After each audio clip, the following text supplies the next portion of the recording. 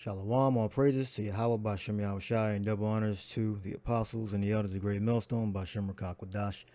My name is Yakalba from Plaintables Camp in Philly. The lesson is called, probably going to call it, More Precious Than Fine Gold.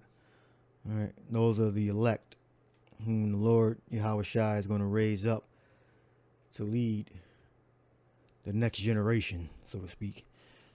All right, the elect is who Yahushua is dealing with. You can't go directly to the Father unless you come through or his Son, unless you have to learn under the men whom the Lord set up. All right, you can't just figure this thing out for yourself. The Lord set up men, able-bodied, capable men that are not knowledgeable in the scriptures, to teach the word, the gospel, to the Israelites. All right. This is Amos 3:6. It says, "Shall a trumpet be blown in the city, and the people not be afraid? Shall there be evil in the city, and the Lord have not done it?" All right. So the evil comes from on high, from the powers in heaven. All right. And when that alarm goes off, you're supposed to be afraid. All right. And you're supposed to get comfort from the men that know about the prophecies, know what they're talking about. Because if you don't know, if you don't lean toward the prophets, you're going to lean toward the state, the system. And their whole thing is just to control you, to put, pump you full of drugs and chips. All right, that's going to be, and then you're going to be put to death. Because remember, Esau is evil, and he wants to get rid of a certain number of people. He wants to reduce the population down, so he can have more resources to himself. Not that there is not enough, but so he can have more resources to himself, so he can more easily regulate them. And he's a devil. He gets off on murder. All right. Amos 3:7. "Surely the Lord God will do nothing, but he reveals his secret to the servants of prophets." Now we look these words up. It says, "Surely the Lord God will do nothing," meaning he's not going to speak directly to you. The word there is Dabaq. But he will reveal his secret to his servants, the prophets. All right, we got the Greek, we got apocalypso. Apocalypse. And the root word is apocalypto. It's apocalypse. All right, it means to reveal. Thing that was concealed. What's going to happen in the future? How should you conduct yourself going forward? So you'll be a vessel fit for the Most High's use, for Yahushua's use, the Son. He would do nothing. What? I think I already had that word up. Yeah. It's apocalypse. No, I didn't actually. The bar. Speech, word, utterance. So the Lord is not going to directly speak to you. You got to go through a man whom the Lord set up. All right. La'ah means no or not. Lord Yahweh, word. He's not going to speak directly to you. You have to come to the prophets to get the whole understanding. Now, you might receive a certain amount of information to lock you in, but you have to come under the tutelage, which is also security under an elect man. All right, that's going to teach you the scriptures. All right, surely the Lord God will do nothing, but he reveals his secret to servants of prophets. So the word is not going to go directly to you. All right, you have to learn under these men, and if you're an Israelite man, then the Lord will start working with you. All right, but you have to come through. Like Yahushua said, it's the straight gate. All right, and I'm sure there's plenty of scriptures on that to prove that. All right, but I'm going to stick with the few I have here. All right. All right. That word, the word is going to be revealed to his elect. And then the elect prophets, the ones that were set up, are going to deliver that to the rest of the Israelites, and to other elect men. All right. And women that are faithful, that know, that believe. All right. All right. Apocalypto. All right. Lay hold on what has been veiled or covered up to disclose and make bare. So what are you supposed to do? All right, to make known, manifest, to disclose what before was unknown. All right, so what are you supposed to do? Only the Lord's elect prophets know what to do. You have false prophets out there that some of them will tell you to take drugs. Some of them tell you to have a scary personality, what you're going to do when they cut things off. You're going to want to eat too, things like that. I mean, we're supposed to be faithful and trust that Yahushua is going to feed us. All right. So the secret, the way that Israel ought to go, is going to be revealed and made manifest only to the Lord's elect. What we got here? Uncover. All right. Make known. That's the Hebrew equivalent to apocalypsis or apocalypte. All right.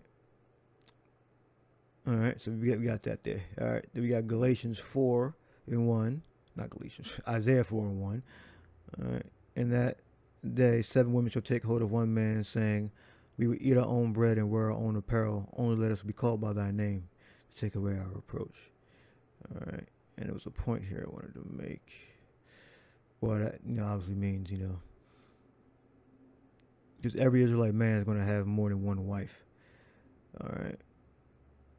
It says, this is referring to before the Lord is going to link the daughters of Israel up with the elect daughters of Israel. Make that clear. The elect daughters of Israel with the elect men of Israel. And then we're going to escape this destruction together. All right. It was a verse. All right, here, the 4th verse. This is the point I wanted to make. Isaiah 4:4. And it's like, when the Lord shall have washed away the filth of the daughters of Zion. Now, when it says daughters, it's referring to the Israelite women. All right. And when it says daughter, it's referring to all of Israel. Because we're known as the Lord's wife, or the bride. And shall have purged the blood of Jerusalem from the midst thereof by the spirit of judgment and the spirit of fire. It's like, and by the spirit of burning, which is the same thing. The filth, because right now women they're pretty much they lost their femininity. Well, certain tribes, but they all have that feminist that mind, like they ain't doing shit unless they get the bag. But this is the prophecy. All right, you're gonna have a certain amount of Israelites that are going to be burnt, that are going to be destroyed because they're not in order. They're not under the authority of a man. When the Lord shall have washed away the filth of the daughters of Zion, and shall have purged the blood of Jerusalem from the midst thereof by the spirit of judgment and by the spirit of burning. All right, so the ones that get the ones that get burnt and judged and then put to death, those are the ones. That's how Israel's going to get cleaned up.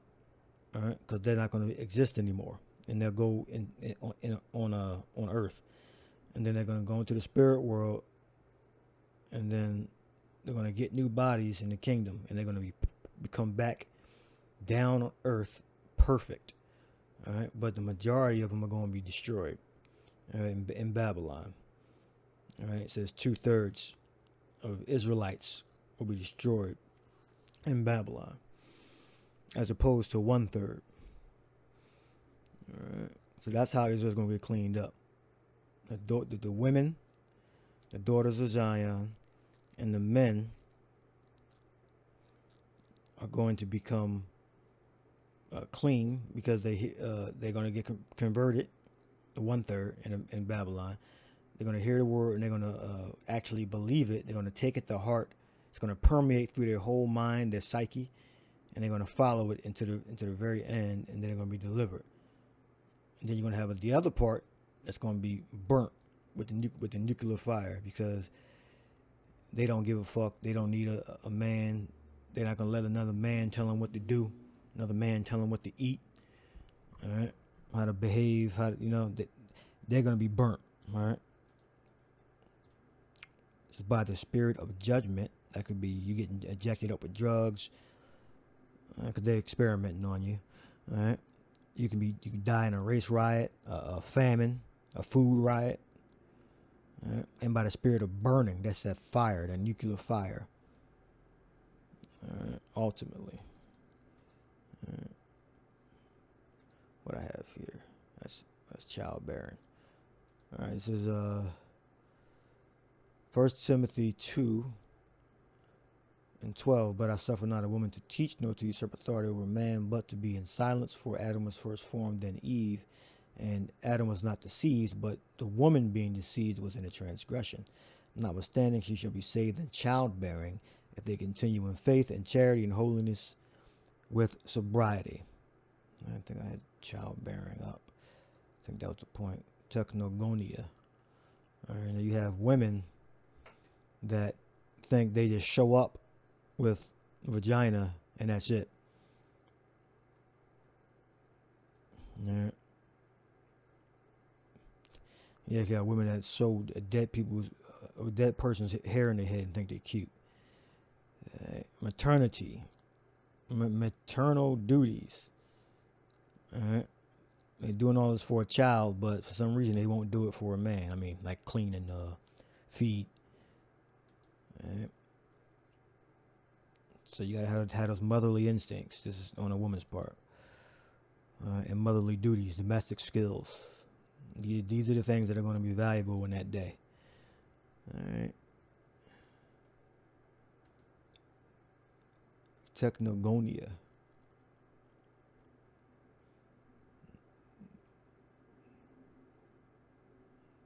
Yep. All right. Isaiah 3:16 says, moreover, Yahweh has said, because the daughters of Zion are haughty, made them proud, arrogant, and walk with stretched forth necks, because your head is supposed to be down, being humble, but now our women, they lost their femininity, many of them have lost their girliness, that cute bashfulness. They lost it, and they pretty much just their neck is up, their head is straight up, and wanton eyes, deliberate and unprovoked, of cruel and violent actions. Well, there you go. You got that. There's certain tribes that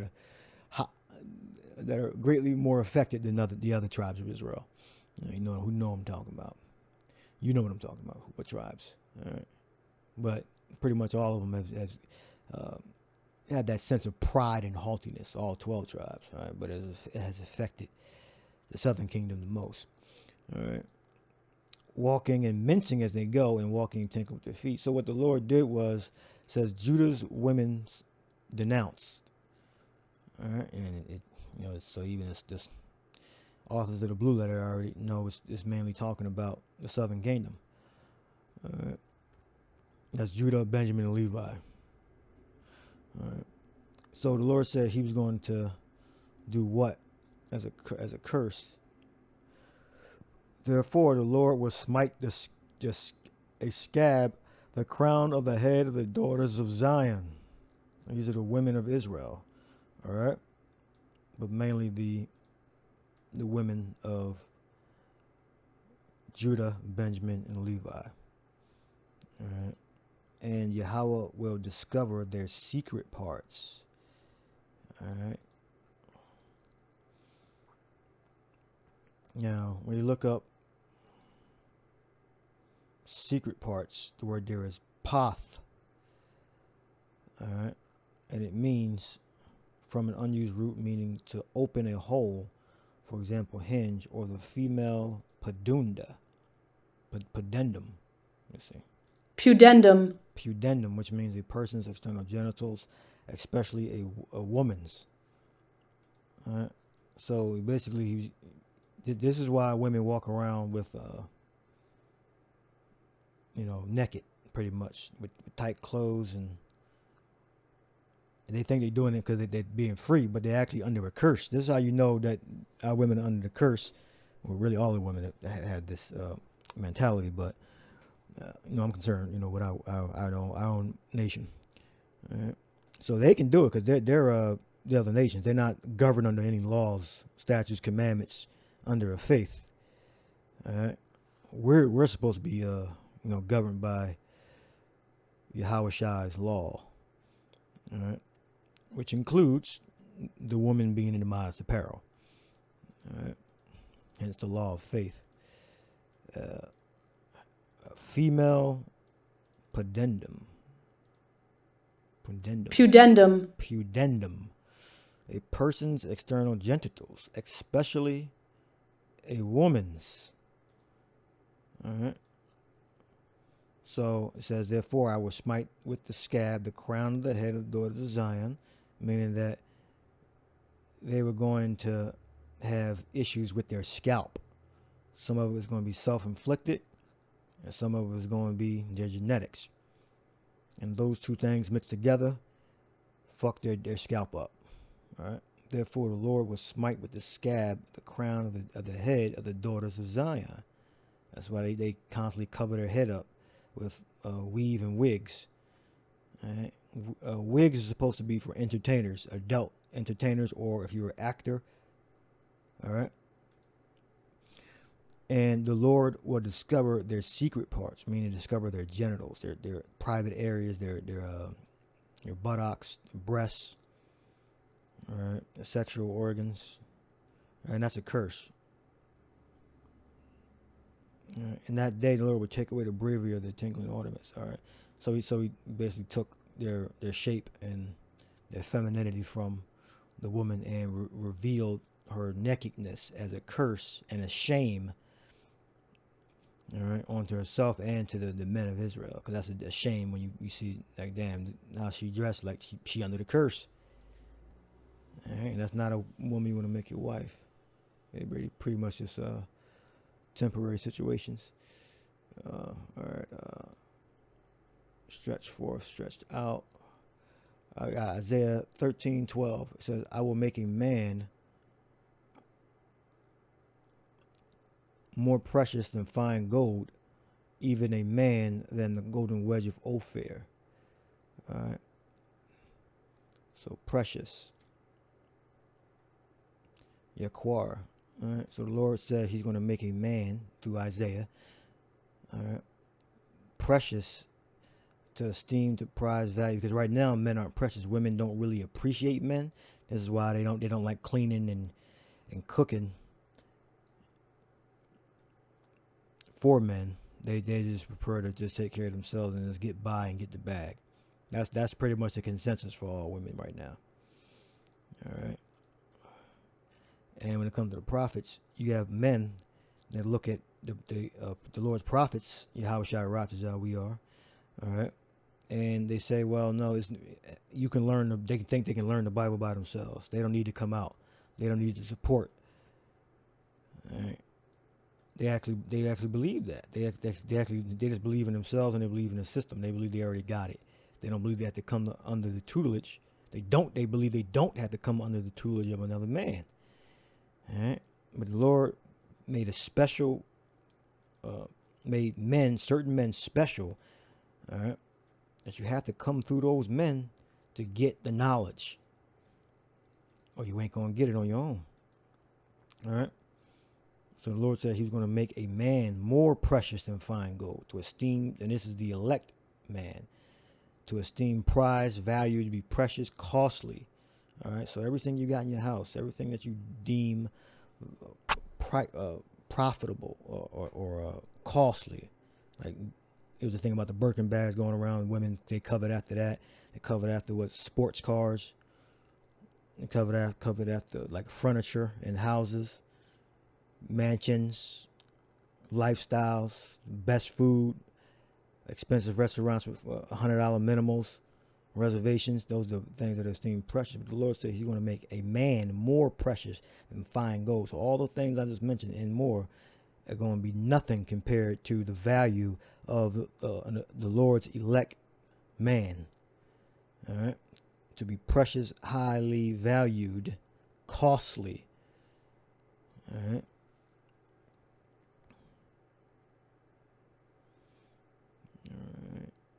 Who are those men? They're spoken about in the book of Revelation, 7th chapter,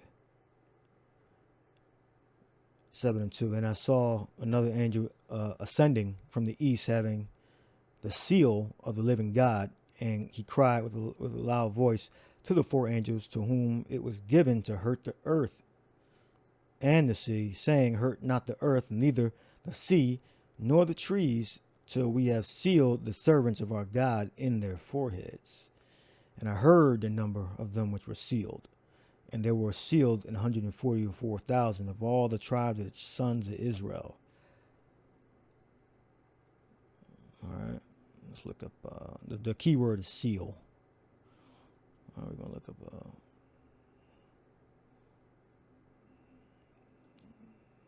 the children of Israel. We're going to look up sons or children. Weas. Son.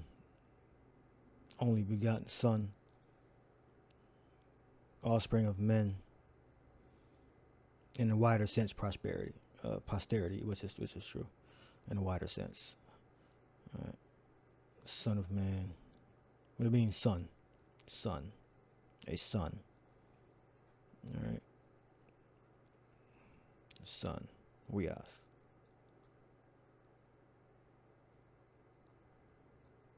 Bon in Hebrew. Say it. I might say it here. Bar in Aramaic. Bon. Or Chaldean. I think Aramaic was able to speak, yeah. And bar. And bon in Hebrew. Weas. Alright. So all the children of Israel, or all the sons of Israel, you had 144,000 that were sealed. Alright. Because the Lord only reveals the secret to the servant, the prophets. Alright. We got fragizo.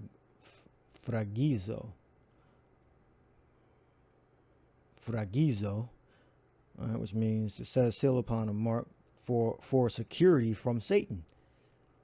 So the elect, the 144,000, are secure from Satan. In order to prove, confirm, or attest a thing, to confirm, authenticate, place beyond doubt. So the Lord's elect, there's no question that they're going to be delivered. All right. That's what the scripture said. Give diligence to make that calling and election sure. All right. You can tell by who's bringing out the prophecies, who's bringing out the good, the bad, and the ugly of the scriptures, which was coined by our apostles. I believe the other apostle Tahar. All right. Not just the guys, they talk about everything good. They're multiplying their wives. They got their wives out there in lawn chairs. You look at those guys, those are the weak Israelites. All right, those are the dudes that are not set ready for the battle. All right, that's going to come to prove one's testimony to a person that he is what he professes to be. A seal. All right. So the Lord set that seal. So it's a special mark. All right, that the Lord set on his elect prophets. All right. That's different from the marks that are set on the ones that are not prophets, the ones that are false prophets. All right. The ones that are not of the 144,000, but may still be of the elect. All right. There's a special mark, a special seal that's on the Lord's elect prophets. All right. The 144,000. All right. Now you have more people that are going to be saved, but you have 144,000 that has been given the secret, all right, from Yahweh Shai to preach the gospel, all right, and to save by the Yahushai's word, all right, them that hear. All right. So when they hear that word, they'll perform the acts of the word that the prophets speak, and in turn the Lord will secure them. All right, they're men, women, and children. All right. So I made my point. A man shall be more precious than fine gold. I believe that's what I'm gonna name the lesson. All right. And again, you're not gonna hear the word, the bar, no word. La'ah, the bar, directly to you. You got to come through the prophets. Come under the tutelage of the prophets. All right. If you're a believer, you come under the tutelage of the prophets. You make friends of the prophets. All right. Because we watching for your souls. I believe so the Hebrews or Peters. All right. So let's find that. Then we'll end the lesson on that. So for we watch for your souls. Yep, Hebrews. Obey them that have the rule over you, and submit yourselves, for they watch for your souls, as they that must give account, that they may do it with joy and not with grief, for it is unprofitable to you if you do it. If you watch and you submit grudgingly or with grief. All right. So I'll leave it there. Hope you were edified. To the next lesson. Shalom.